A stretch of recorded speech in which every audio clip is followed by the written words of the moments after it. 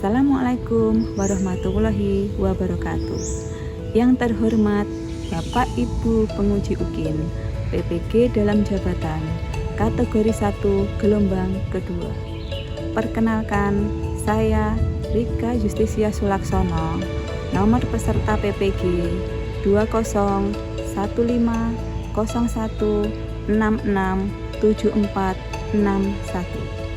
Saya adalah guru ekonomi di SMA 1 Karangrejo, Tulungagung. Selain menjadi guru, saya adalah mahasiswa PPG dalam jabatan kategori 1 gelombang kedua Pendidikan Ekonomi Universitas Jember. Pada kesempatan kali ini, saya akan menampilkan video praktek pembelajaran model PBL dengan materi ketenagakerjaan. Untuk lebih jelasnya, marilah kita simak video berikut. Terima kasih. Wassalamualaikum warahmatullahi wabarakatuh.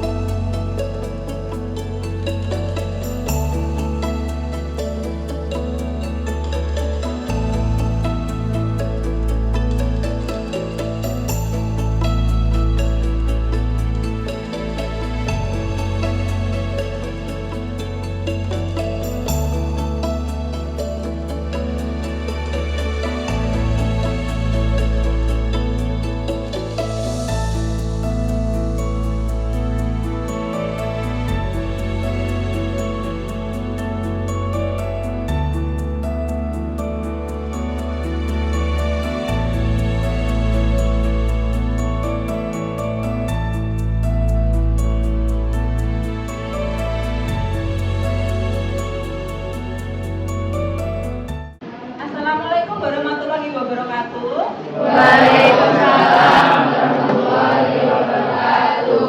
Selamat pagi anak-anak. Pagi. Gimana kabarnya kalian hari ini? Alhamdulillah baik. Alhamdulillah ya, pada pagi hari ini kita bertemu lagi dalam keadaan sehat walafiat. Sebelum pembelajaran kita mulai, marilah kita berdoa berdasarkan agama dan kepercayaan kita masing-masing. Silahkan Bapak untuk memimpin doanya.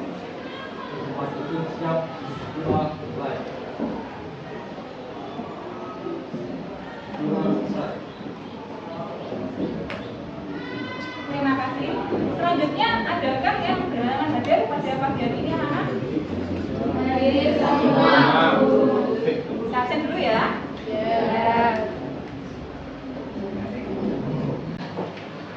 Baiklah, saya absen dulu ya anak-anak. Ahmad Agus, Ajeng, Amanda, Anjar, Aulia, Reza, Koil Ulfa, Denny, Bintang, Dodi, Fadina, Irlaila, Bray, Ida, Ita, Karunia Selma, Lutfi,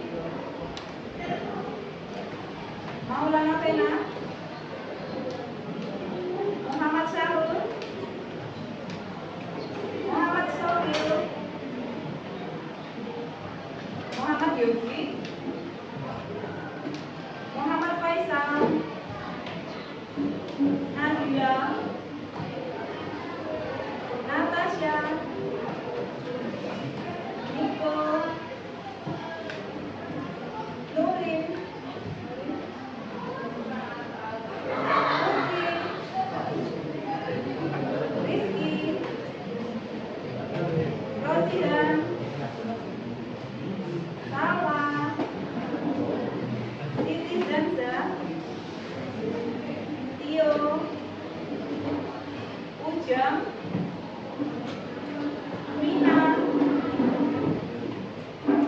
Yofi,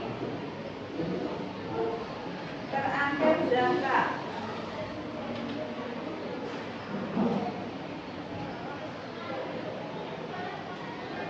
Alhamdulillah semua bisa hadir pada hari ini. Anak-anak, walaupun hari ini itu cuaca itu tidak menentu ya, kadang itu hujan, kadang juga panas. Semoga tidak mengundurkan semangat kalian untuk belajar. Seperti itu ya anak-anak. Sekarang biar kita semangat, kita yel-yel dulu. Masih ingat kan?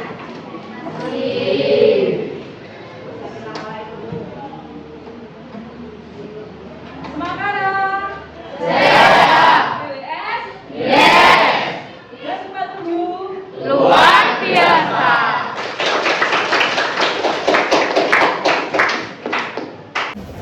Baiklah anak-anak, kita mulai pembelajaran kita pada pagi hari ini. Pada pagi hari ini kita mau belajar tentang apa? Ketenagakerjaan.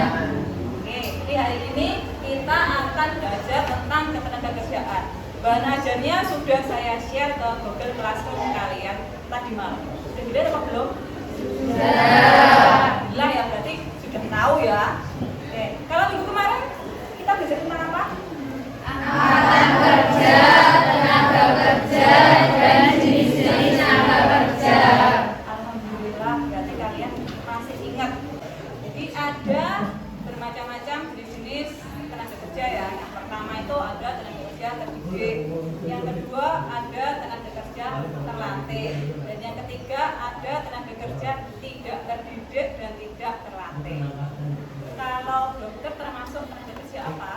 Terdidik. Kalau mandor? Terlatih. Kalau tukang kebun? Tidak terdidik dan tidak terlatih. Oke, berarti kalian sudah paham betul tentang masalah ketenaga kerjaan. Anak-anak, model pembelajaran yang kita gunakan pada pagi hari ini yaitu model pembelajaran PBL atau Problem Based Learning. Dengan tujuan pembelajaran, siswa dapat menjelaskan tentang upaya meningkatkan kualitas tenaga kerja, sistem upah, dan pengangguran. Seperti itu ya anak-anak. Iya, Bu.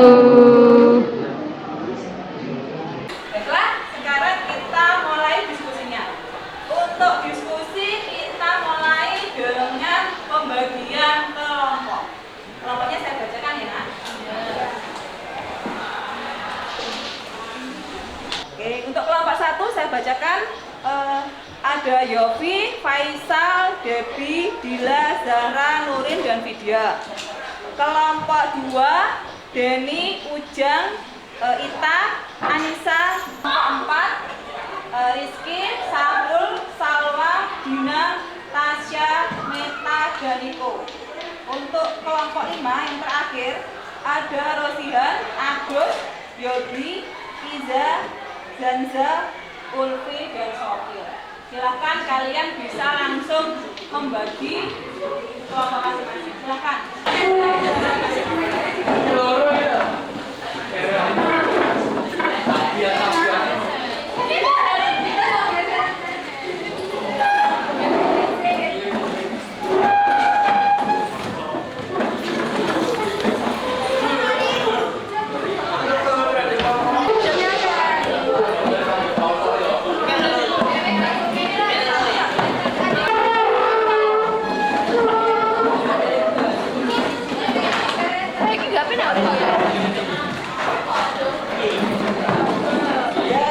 Kelompoknya udah gabung kan? Pesannya apa tangannya? Kelompok 2, kelompok 3, kelompok 4, kelompok 5. Itu udah tertata ya. Anak-anak, ini akan saya putarkan sebuah video. Silahkan kalian cermati video yang akan saya putar.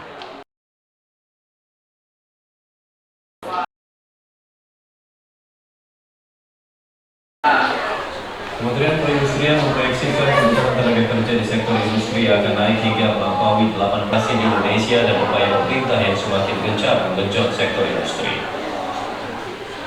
Tenaga kerja sektor industri akan naik hingga 8% sampai tahun 2035. Peringatan ini tersebar pada seluruh subsektor manufaktur seperti industri makanan dan minuman, logam, tekstil dan pakaian, serta otomotif. Koordinasi investasi di Indonesia dan upaya pemerintah yang semakin gencar menunjukkan sektor industri untuk terus ekspansi, baik dalam rangka memenuhi pasar domestik maupun ekspor. Kementerian Perindustrian mencatat investasi di sektor industri manufaktur pada tahun 2014 sebesar Rp195,74 triliun, naik menjadi Rp226,18 triliun di tahun 2018. Kemudian serapan tenaga kerja di sektor industri juga ikut meningkat, yakni dari 15,54 juta orang pada tahun 2015 menjadi 18 juta orang di tahun 2018. Menurut Mujiono, setiap tahun rata-rata sektor industri menyerap tenaga kerja sebanyak juga terpenting dalam penciptaan kualitas sumber daya manusia sesuai kebutuhan dunia industri saat ini dan pengembangan kualitas SDM sebagai agenda pembangunan nasional.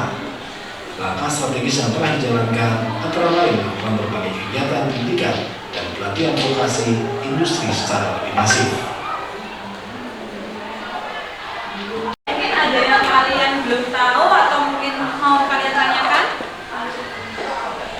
Apa yang menyebabkan angka pengangguran di Indonesia saat ini tinggi? Oke, sebelum saya jawab pertanyaan dari temanmu, ada yang mau jawab? Menurut saya, pengangguran di Indonesia saat ini tinggi dikarenakan ketidakseimbangan antara pekerjaan dan jumlah tenaga kerja, kemajuan teknologi, kemampuan para pencari kerja yang tidak sesuai, kurangnya pendidikan dan keterampilan. Pengangguran itu bisa tinggi kalau yang pertama, tingkat kesempatan kerja dan tenaga kerjanya tidak seimbang. Yang kedua, keterampilannya tidak memadai. Yang ketiga, pendidikannya kurang. KPD-nya ya anak-anak, sebentar.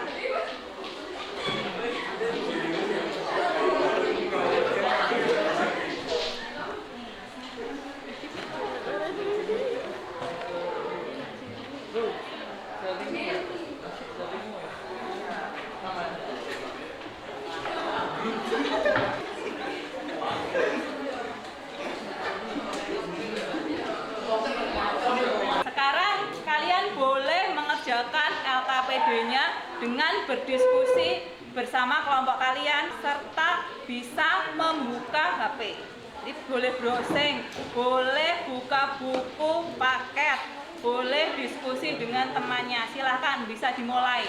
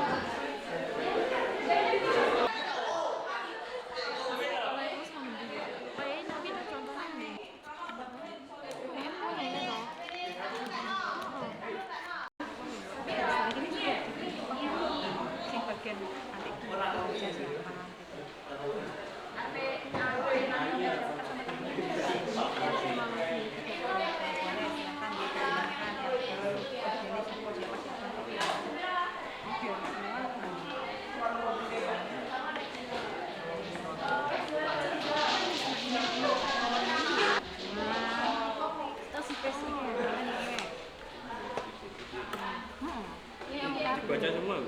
Yola. Kalau baca jangan super pelan-pelan karena durasi kita kan butuh 90 menit. Baru. Kritik kayak kamu.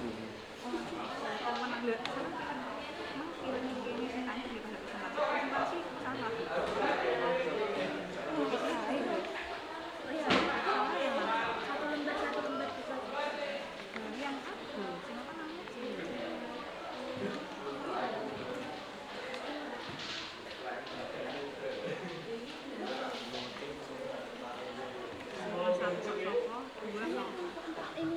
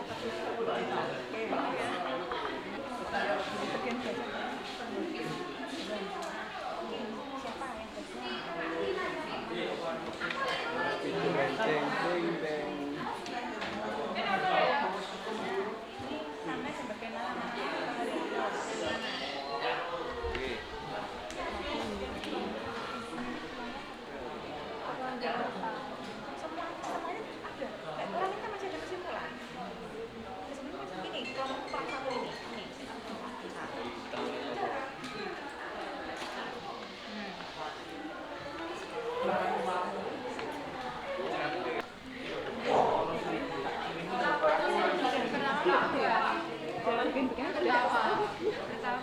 pertama. Ada sing kelompok piro ya teman? Ini skenario di atas skenario ini. Ini namanya masih kelompok 1 loh. Ada sing bertanya tadi kelompok 5 ya berarti. Oh. 5 nanti ada yang tanya apa ya? Sing bertanya apa? Terus sama jawab. Si sampai depan itu ngomong-ngomong tentang pas ini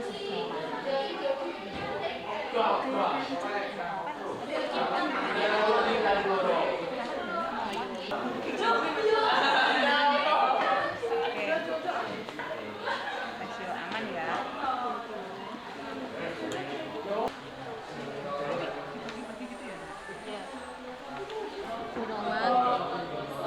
Secara golongan ini sampai teko penurunan apa? Mas satu ya?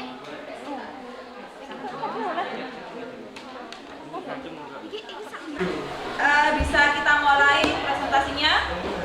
Siapa yang udah siap? Kelompok 1, 2, 3, 4, 5 yang mau duluan? Oke, kelompok 1 silahkan.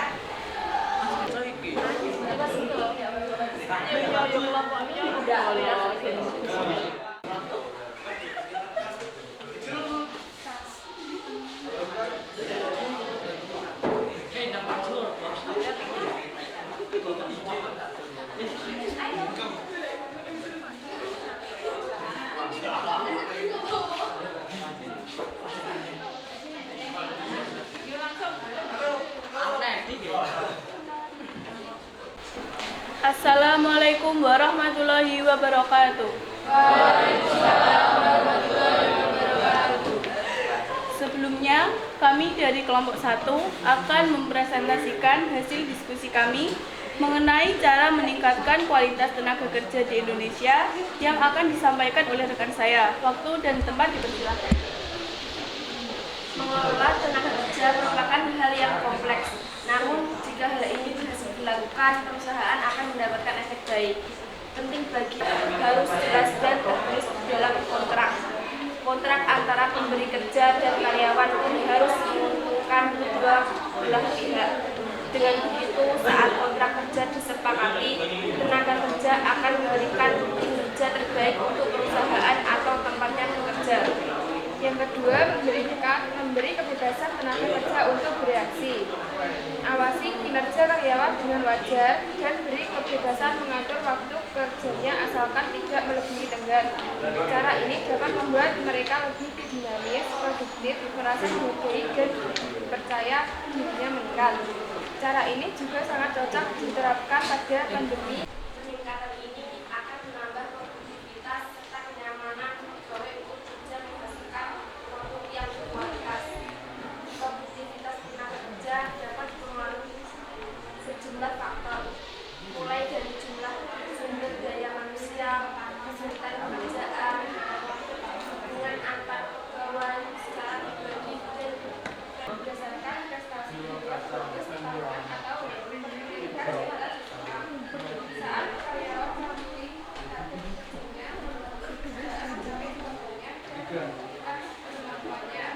mereka memiliki penghargaan.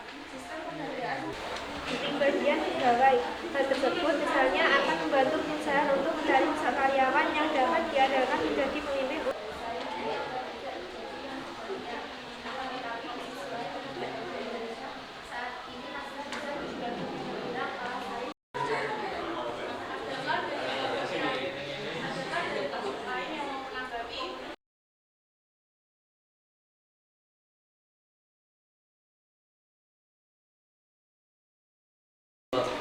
Beberapa pihak yang terlibat dan bertanggung jawab adalah pemerintah. Banyak upaya yang telah dilakukan pemerintah untuk meningkatkan mutu tenaga kerja di Indonesia, antara lain dengan mendirikan pusat latihan kerja. Hal ini dilakukan untuk menciptakan tenaga kerja uang terampil, inisiatif peningkatan kualitas guru atau pengajar dengan sertifikasi pelatihan dan alokasi tunjangan, peningkatan materi pembelajaran untuk menghasilkan lulusan yang lebih baik. pemanfaatan media belajar yang lebih inovatif agar penyampaian materi lebih bisa dimengerti dan dipahami. Pihak swasta perusahaan. Ada beberapa hal yang bisa pihak swasta lakukan untuk menyejahterakan dan meningkatkan mutu tenaga kerja. Beberapa contoh yang dapat dilakukan dapat dilihat di bawah ini. Satu, meningkatkan pemberian gizi dan kualitas kegiatan. Dua, memperbanyak seminar dan belajar terkait. Yang mau bertanya atau menanggapi?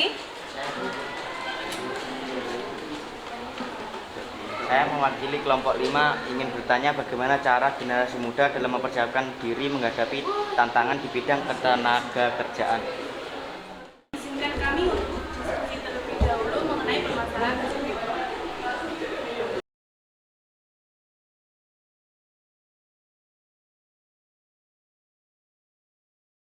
Menurut kelompok kami, cara generasi muda mempersiapkan diri menghadapi tantangan di bidang tenaga kerjaan adalah kemampuan berbisnis, kreativitas dan unik, memahami dunia digital, aktif di sosial media untuk memperoleh informasi dan memasarkan produk, memilih usaha yang tepat. Bagaimana kelompok 5? Apakah sudah puas dengan jawaban dari kelompok 1? Sudah. Oke. Kelompok 5 sudah puas. Mungkin ada lagi yang mau bertanya atau menambahkan dari kelompok lain? Silahkan, Niko. Kelompok kami hanya ingin menambahkan saja tentang cara meningkatkan kualitas tenaga kerja di Indonesia adalah ada berbagai upaya yang bisa dilakukan guna meningkatkan kualitas tenaga kerja dan mengurangi permasalahan pengurangan di Indonesia. Di antaranya upaya pemerintah sebagai lembaga tertinggi yang berkewajiban untuk menyejahterakan rakyatnya. Pemerintah memegang andil terbesar dalam upaya meningkatkan kualitas tenaga kerja di Indonesia. Adapun upaya yang telah dilakukan oleh pemerintah diantaranya adalah 1. Menyusun kurikulum dalam sistem pendidikan yang dapat menghasilkan lulusan dengan keterampilan dan keahlian yang dapat digunakan untuk bersaing di dunia kerja.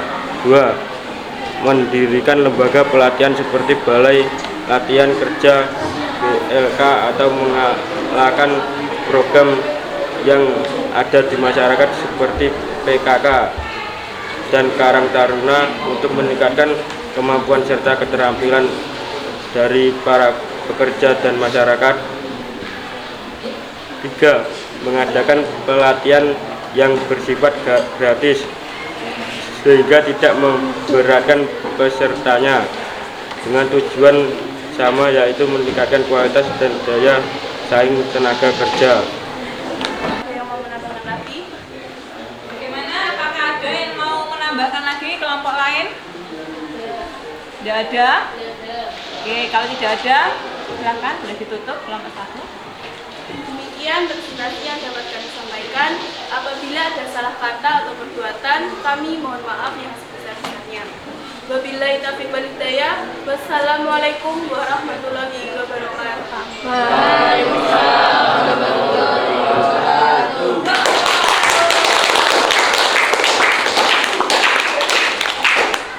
Terima kasih kelompok 1 atas presentasinya. Jadi tadi tambahan dari kelompok 5 dan kelompok 4 sudah bagus ya, bagus sekali tambahnya. Silahkan selanjutnya kelompok 2.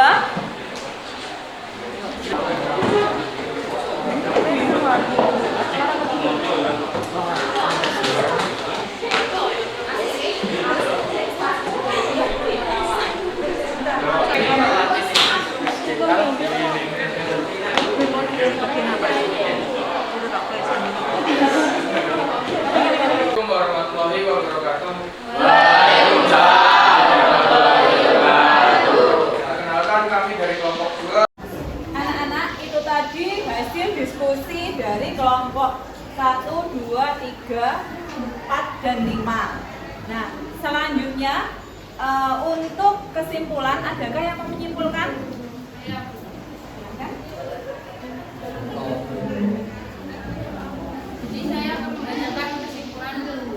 Yang pertama, cara meningkatkan kualitas tenaga kerja di Indonesia adalah 1. Tetapkan target atau tujuan yang jelas.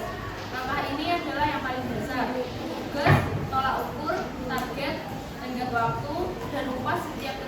kerja harus jelas dan tertulis di dalam kontrak. Kontrak antara pemberi kerja dan karyawan pun harus menguntungkan kedua belah pihak. Dengan begitu, saat kontrak kerja disepakati, tenaga kerja akan memberikan kinerja terbaik untuk perusahaan atau tempatnya bekerja. 2. Memberi kebebasan tenaga kerja untuk berkreasi. Awasi kinerjanya karyawan dengan wajar dan beri kebebasan mengatur waktu kerjanya asalkan tidak lebih tenggat. Cara ini dapat membuat mereka lebih dinamis, produktif, merasa dihargai, dan kepercayaan dirinya meningkat. 3. Memberikan insentif berdasarkan. Nah, seperti itu ya anak-anak, kesimpulan tentang materi pembelajaran kita hari ini yaitu tentang upaya meningkatkan kualitas tenaga kerja, pengangguran, dan sistem upah. Adakah yang mau ditanyakan tentang materi kita hari ini anak-anak? Tidak. Jadi sudah paham ya? Alhamdulillah kalau kalian sudah paham. Kalau sudah paham, silahkan LKPD-nya dikumpulkan.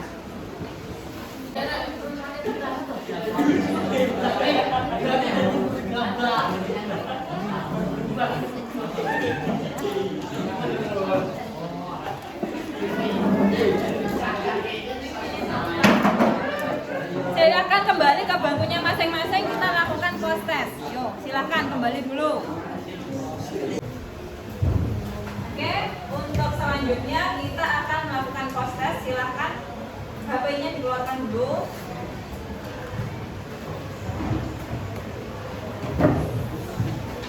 Untuk soal post test akan saya kirim linknya di WA group ya.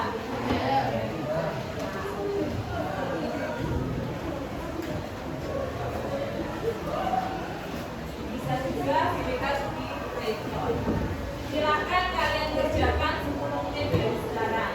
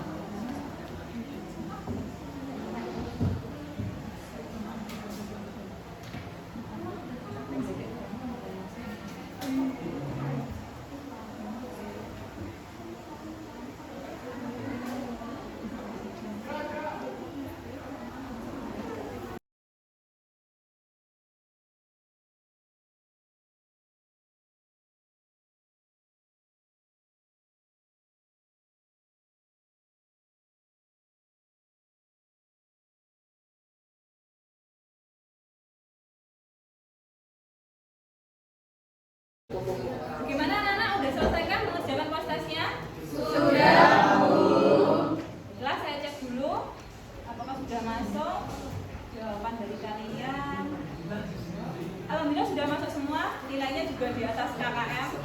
Paling rendah 80, tertingginya 100. Biar lebih enak, transparan, saya bacakan aja ya nilainya, atau mungkin bisa dilihat di layar proyektor itu.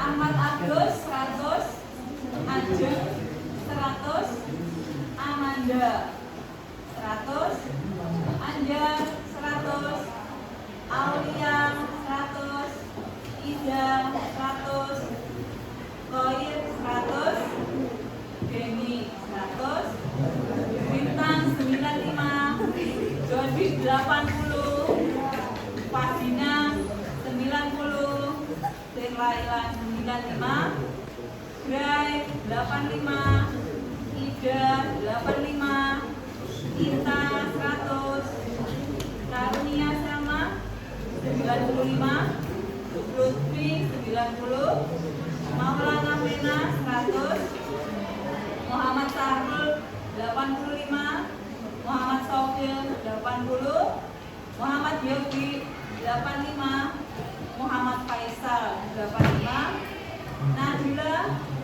95, Natasha 100, Niko 90, Nurin 95, Putri 100, Rizky 95, Rosihan 90, Salwa 95, Siti Zandra 100, Tio 100, Ujung 85, Ina 90, Yogi 100, Al-Amir Zaka 85. Itu ya anak-anak nilainya. Alhamdulillah semua di atas KKM. Anak-anak, gimana perasaan kalian saat pembelajaran dengan materi upaya meningkatkan kualitas tenaga kerja, pengangguran dan sistem upah? Apakah senang, biasa aja, atau tidak senang? Senang dan menarik. Alhamdulillah kalau kalian senang ya, berarti model pembelajarannya pas ya? Ya. Ada diskusi ya? Ya. Terima kasih. Apakah ada pertanyaan lagi? Sebelum saya tutup pembelajaran kita hari ini? Tidak ada?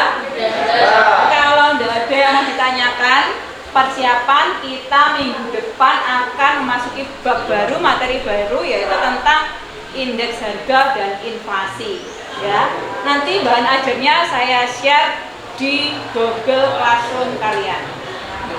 Oke. Nah, kalau tidak ada pertanyaan lagi, saya akhiri pembelajaran kita hari ini. Wassalamualaikum warahmatullahi wabarakatuh. Waalaikumsalam.